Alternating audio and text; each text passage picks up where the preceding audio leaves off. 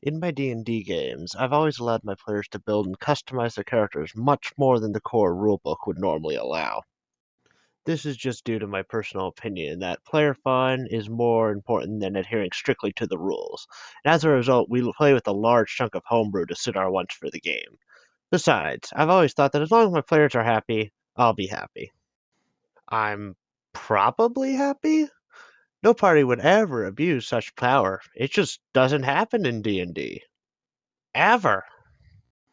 Anyway, there are tons of stories to tell about my players and their characters, but I'm gonna start simple as I have little to no clue what I'm doing, and a bigger story than this will make me quit before I even get started on it. So this will be a short story about our halfling barbarian, Tin E, or Tiny as everybody called him. Now, Tiny had a particular quirk that he loved stilts for some reason. We never found out why. It did give him increased movement speed with a satisfactory acrobatics or athletics check, depending on the situation. Tiny's player was also able to use stilts in real life, so that's pretty cool too. Normally, this didn't cause any problems and actually made for some pretty fun roleplay.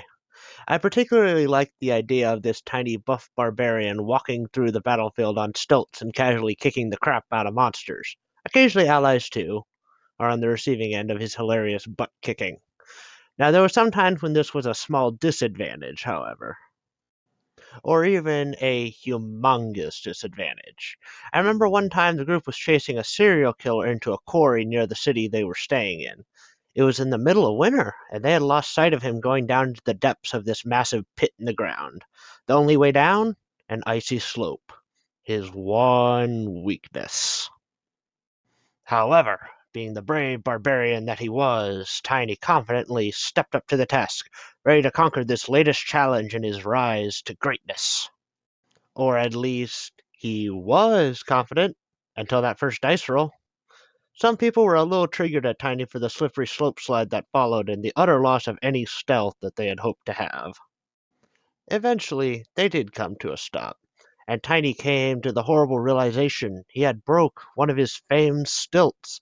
Whatever was he to do without his iconic weapons of such an exotic nature? He didn't have much time to mourn its loss, however, as they soon realized that they had slid right into an ambush of constructs that were controlled by the serial killer. Pro tip: getting over grief is a lot easier if you have larger concerns, like being viciously stabified. What happened after may be a story for another time. Hope my chicken scratch didn't personally offend anyone out there. If people like this kind of thing, I may try to do more whenever time permits. Anyway, thanks for letting me steal your concentration for a bit there, and have a great day.